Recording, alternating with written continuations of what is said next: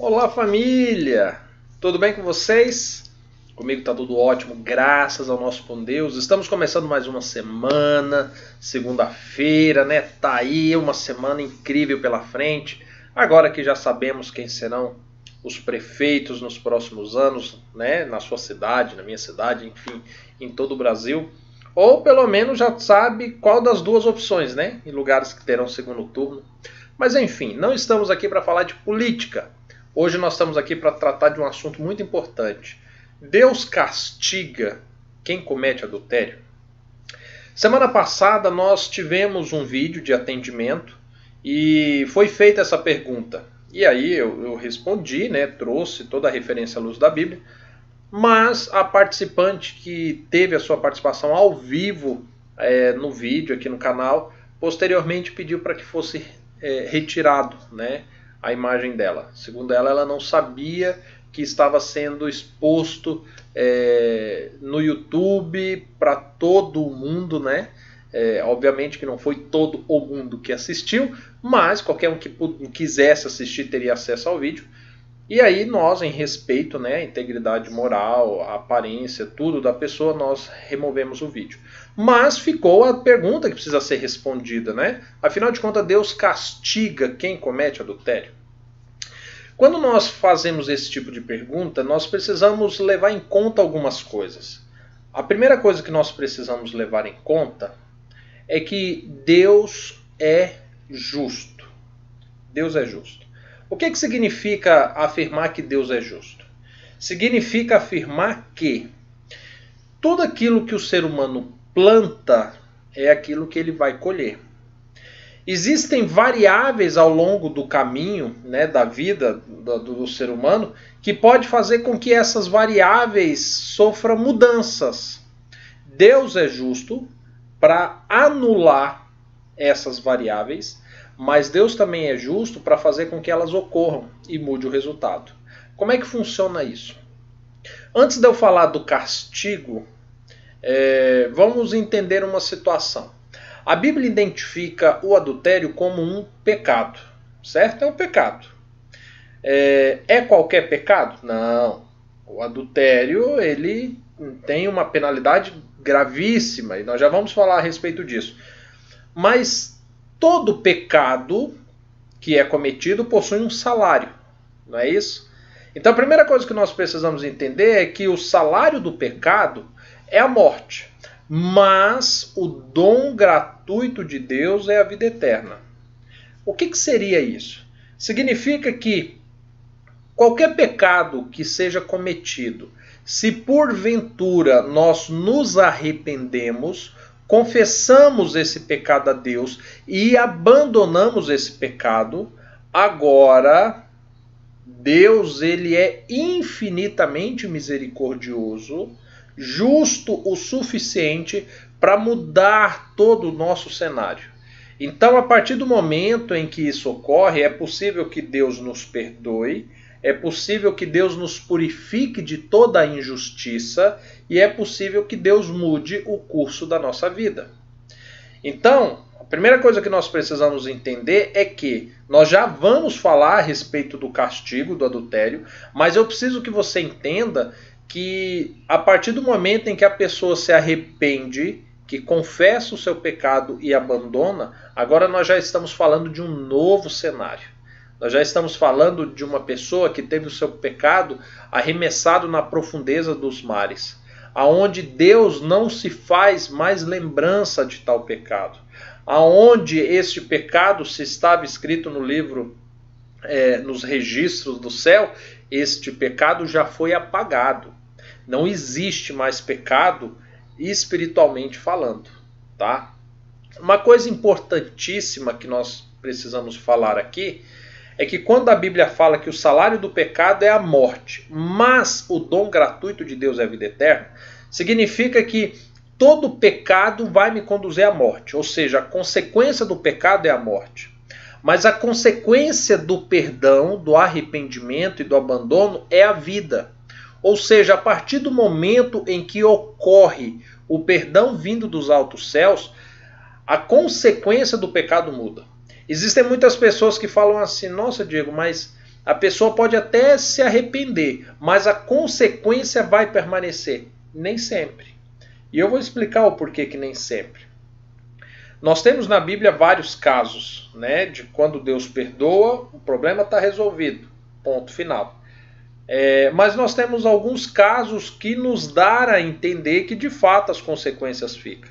Nós temos, por exemplo, o mais famoso, né, que é o caso de Davi e Batseba, que porventura houve vários pecados ali cometidos, né, e pelo menos o do adultério, aquele que Davi tomou a mulher do outro homem, né, deitou-se com ela, ela engravidou e ele levou ela para casa, enfim, você conhece a história. A partir do momento em que Davi, diante da presença do profeta Natan, ele toma ciência do pecado, da dimensão de todo o pecado, e ele agora pede perdão a Deus, e aí o profeta Natan fala imediatamente, fala assim, olha, Deus te perdoou. O que acontece? A partir do momento em que houve o perdão, havia lá, naquele momento, uma incógnita, porque Batseba estava grávida e estava enferma.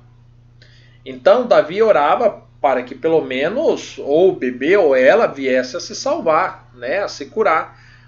E de fato Deus curou ela, mas a criança veio a morrer. Então nós já percebemos que diante do pecado as consequências foram amenizadas. O que proporcionou agora Deus permitir que ele se casasse com ela, porque agora ela era viúva, né? Então não haveria neste momento nenhum problema acerca da lei e do costume daquela época, da poligamia. E agora, o filho posterior que ela veio a ter com Davi, que foi Salomão, ele foi aceito por Deus e foi inclusive o descendente direto até chegar no Messias, até chegar em Cristo. Entretanto, embora nós vemos que na parte matrimonial do relacionamento, Deus cessou as consequências do pecado, cessou ali a maldição daquele pecado, ou seja, Davi ele não colheu o que ele plantou proveniente do adultério, mas Davi havia assassinado um homem de maneira covarde, consequência desse pecado. E deste pecado do assassinato gerou-se uma consequência que Deus não se manifestou. Tanto que o profeta Natan, diante daquilo, ele falou assim, olha, a partir de agora a espada não sairá de dentro da tua casa. Ou seja, não se tratava de uma consequência do adultério em si, mas uma consequência do assassinato. Caso ao contrário, a consequência seria, olha, agora o adultério não sairá de dentro da sua casa. Não, era a espada. Tanto que acerca do adultério houve-se o perdão, né, do adultério cometido. Agora Batseba era viúva, né, e agora poderia-se então Davi casar-se com ela. Assim ele fez. E prova disso é que o filho desta união se tornou o herdeiro direto de Davi. Entretanto, o assassinato permaneceu dentro da casa de Davi, a ponto de você ter irmão matando irmão, filho tentando matar pai, ou seja, a espada realmente não saiu da casa dele. Agora, nós trouxemos aqui uma situação partindo de um contexto. A partir do momento em que há arrependimento, conversão, né, abandono do pecado, que Deus é infinitamente misericordioso, justo e capaz de fazer cessar consequências desse pecado. Essa é a promessa. E entenda uma coisa. Talvez você seja adepto daquele pensamento assim, não, Diego, mas tudo que a gente faz aqui nessa terra, aqui se paga. Se assim o fosse, nós teríamos que tirar Deus da história para fechar essa conta. Porque o que Cristo fez foi justamente garantir a nós, a partir do momento que nós o aceitamos, um renovo de vida, uma nova vida, novas oportunidades. Você está percebendo? Então, se eu aceito Cristo, mas eu vivo na consequência da vida que eu sempre tive, não faz sentido nenhum. Ou seja, seria um evangelho ineficaz. Ou seja, ele não produz eficácia na minha vida. E quando eu aceito a Cristo, as coisas mudam. E sabe, talvez você discorde desse ponto comigo, mas você não percebe que você, no fundo, você concorda comigo. Porque hoje você busca a restauração do seu casamento, não é isso? E você não busca, você não crê, ainda que de uma maneira inconsciente, de que num determinado momento Deus vai mudar a vida do seu marido ou da sua mulher e as coisas serão diferentes e vocês terão um renovo de vida. Ou seja, talvez hoje você acredite que não, é a consequência e tal, mas você vive buscando isso, porque na verdade isso é bíblico e você tem amparo para querer nisso. Tá entendendo? Agora presta atenção. Falamos aqui de uma situação daquele que se converte, daquele que se arrepende e daquele que abandona. Que Deus é infinitamente poderoso, misericordioso e justo para fazer essa mudança. Lembrando que o ministério de Cristo, ele resume-se em uma palavra, chama-se justificação, que é justamente nós agora tornarmos participante da justiça de Cristo e não da nossa, para que colhemos então os frutos da justiça de Cristo e não os frutos da nossa injustiça. Está percebendo? Mas agora então vamos falar daquele que comete adultério e não se arrepende. Tem um verso, na verdade são vários versos na Bíblia, né, que fala a respeito do adultério. Vamos entender alguns. Primeiro, a Bíblia fala assim que aquele que comete adultério se torna inimigo de Deus. Inimigo de Deus. A Bíblia fala que aquele que comete adultério peca contra o próprio corpo, o qual é templo do Espírito Santo. E neste o Espírito não habita. A Bíblia fala que aqueles que são adúlteros não herdarão o reino dos céus. A Bíblia fala lá em Deuteronômio 22 que aquele que cometia adultério no tempo de Israel, a fim de que esse mal não propagasse na humanidade, ele deveria ser morto imediatamente. Você lembra do episódio de Cristo, onde levam até a presença dele uma mulher adúltera, e aí fala assim, mestre, essa mulher foi pega em adultério. E a lei diz que ela deve ser o quê? Morta. Pois bem. Agora, entendendo a infinita misericórdia de Deus, que na verdade ele não quer que ninguém se perca, mas que todos se salvem, e embora seja esse o desejo de Deus, não é isso que vai acontecer, porque Jesus está à porta, ele bate, né? E se alguém abrir a porta e deixar que ele entre e faça morada, tudo bem, mas muitos não aceitam. E é esse o caso que hoje nós vamos falar.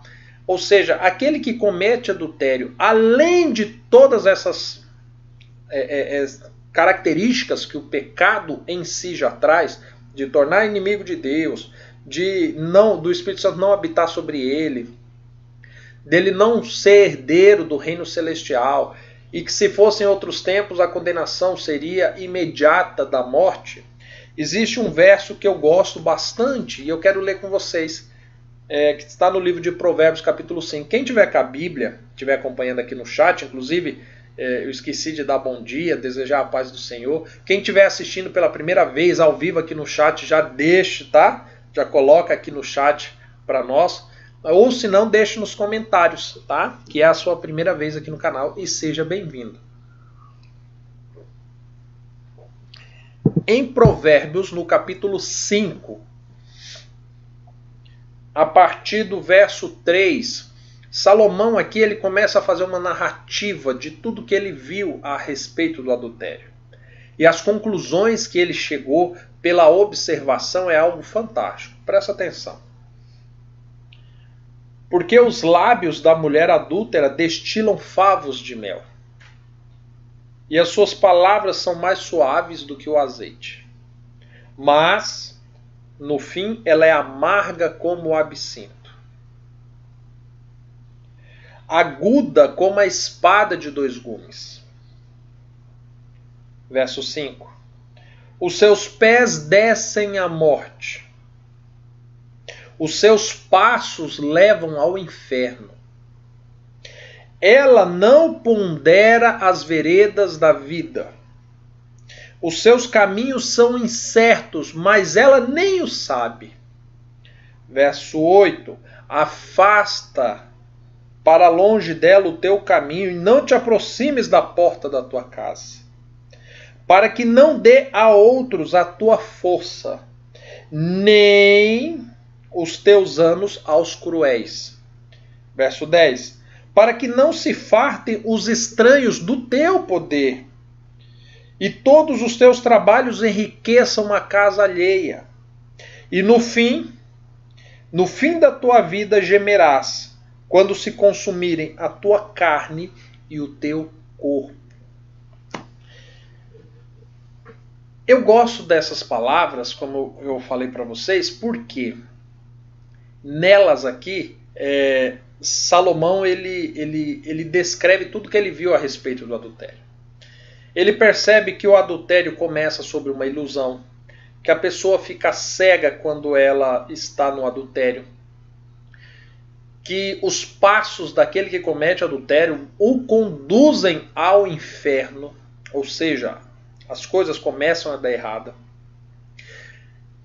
As forças, né, que ele fala que a força do seu trabalho, o seu vigor, a sua energia, agora é desperdiçada. Os frutos do teu trabalho vão enriquecer casas alheias. E no fim da vida ainda gemerás, quando os teus ossos e a tua carne se secarem. O que Salomão está resumindo aqui é de que tudo que ele viu da vida, existe quase que um efeito natural que daqueles que cometem o adultério, o que acontece na sua vida é um declínio muito grande. É um declínio muito grande. E este declínio leva a pessoa às suas maiores misérias, das quais ninguém queira experimentar. Quando ele usa, presta atenção nos termos que ele usou, os passos caminham à morte, teus caminhos levam ao inferno, e quando te secar os ossos e a tua carne. Ei, presta atenção. A consequência do adultério leva a pessoa a algo terrível. Terrível. E aí, quando nós olhamos, e aqui está falando só do adultério, mas perceba que normalmente o pecado do adultério ele vem acompanhado de uma série de outros pecados. O pecado do adultério leva à mentira, leva à morte, né? O não matarás leva ao matarás, porque muitas das vezes a pessoa, para se defender do seu adultério, das acusações, ele acusa a esposa, ele acusa o marido, acusa o pastor, acusa a sociedade, e ele acusa ofendendo, matando. Em alguns casos, de fato, o adultério leva sim à morte, literal da palavra, de ir lá e assassinar o esposo da outra mulher, ou o marido, ou o amante, enfim. A pessoa desonra pai e mãe quando adultera. A pessoa abandona filhos, abandona amigos, abandona familiares, tudo em nome do adultério. Ou seja, o adultério nunca é um pecado isolado, ele sempre acompanha vários outros pecados. E agora, quando a pessoa afunda nesse pecado, é inevitável que as consequências venham. É inevitável que o preço lhe seja cobrado. E é neste contexto que Salomão consegue afirmar que é inevitável que o pecado do adultério leve à morte, leve ao inferno, leve à perca de bens, leve à perca da energia, à perca do vigor, leve a secar os ossos e a carne. Além de todos os outras consequências que nós já afirmamos aqui, que é um pecado que te afasta de Deus, que te torna inimigo de Deus e que faz com que você perca a herança da vida eterna. Então perceba, a consequência, o castigo do adultério vem. Aquele que não confessa, aquele que não se arrepende e aquele que não abandona não alcança misericórdia. Não alcança. Então é inevitável que isso vai sim acontecer. Agora presta atenção.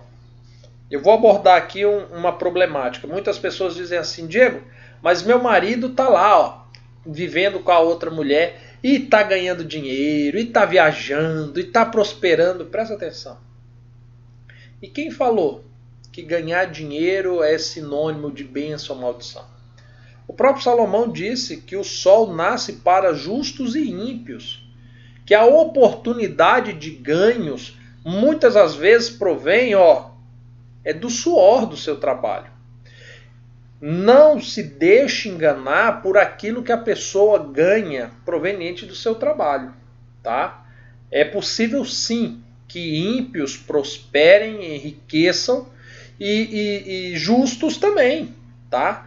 Agora a grande diferença que Salomão falou aqui é que todos os frutos dessa riqueza de quem comete adultério não vai acabar nas mãos dele. Não vai. Ele vai enriquecer casa alheia, não a casa própria. Está percebendo? O fato da pessoa postar fotos nas redes sociais, falar para todo mundo, nossa, nunca estive tão feliz, que coisa boa. Isso é um mecanismo de defesa psicológico para que a pessoa, pela repetição daquele desejo que ela gostaria de ter saciado, ela consiga suprimir a frustração de não ser bem assim como ela imaginava. Sabe o que acontece na cabeça de quem comete um adultério e se casa com outra pessoa? Presta atenção. Você é uma pessoa inteligente, você vai entender o que eu estou falando. A pessoa cometeu um adultério, certo?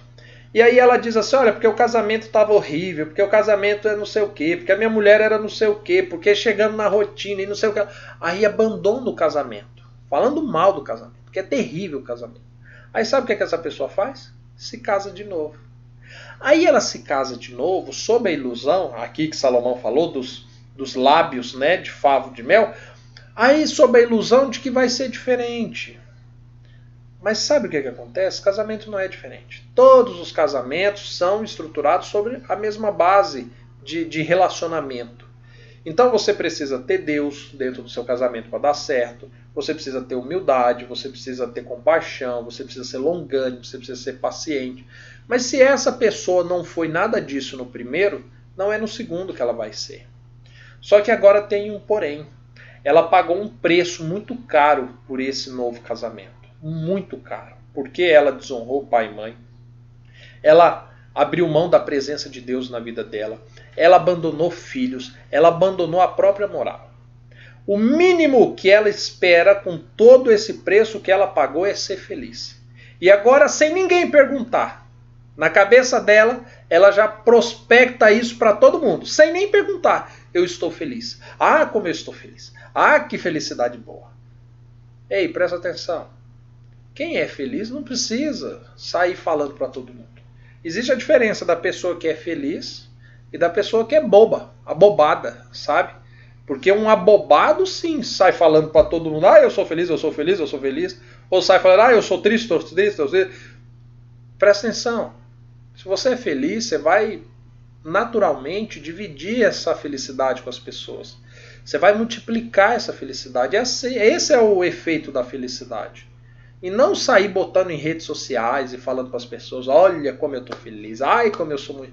Não, porque não está feliz, sabe?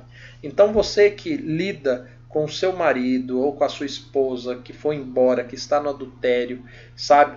Gozando da vida ou dando a entender que está muito feliz e que Deus deixou passar batido esse adultério, não se engane. A palavra do Senhor não falha. A justiça do Senhor, ela é longânima, porque Deus não quer que a tua esposa ou teu marido se perca. Muito pelo contrário, Ele quer que ele se arrependa, que ele confesse o pecado, que ele abandone o pecado, que ele restaure o teu casamento, a tua vida. Este é o desejo de Deus. Foi para isso que Cristo morreu. Então Deus é longânimo para que isso ocorra. Mas se isso não ocorrer, pode ter certeza. Deus é justo de trazer justiça a esse pecado. Pode dormir em paz em relação a isso, tá? E quando você for orar, ao invés de orar pedindo a justiça de Deus, para que se exerça o quanto antes, ore pedindo a misericórdia, para que Deus consiga, por meio do teu Santo Espírito, por meio das pessoas ao redor, sabe, por meio desse desejo que você tem no seu coração, que de fato o teu marido ou a sua esposa se converta desse pecado e que restaure aquilo que foi destruído por meio do adultério. Tá bom? Família, que Deus abençoe vocês. Uma coisa importante que eu não falei, acesse o nosso site, a nossa central de atendimento, para nós conversarmos pelo WhatsApp, ou para você participar dos nossos grupos, ou se não, acesse e deixa ali o seu pedido de oração para nós estarmos orando, tá bom? Não se esqueça de se inscrever no canal e de dar um like para ajudar a propagar ainda mais essa mensagem, tá bom? Família, fica com Deus, nos vemos em breve, até mais, tchau, tchau.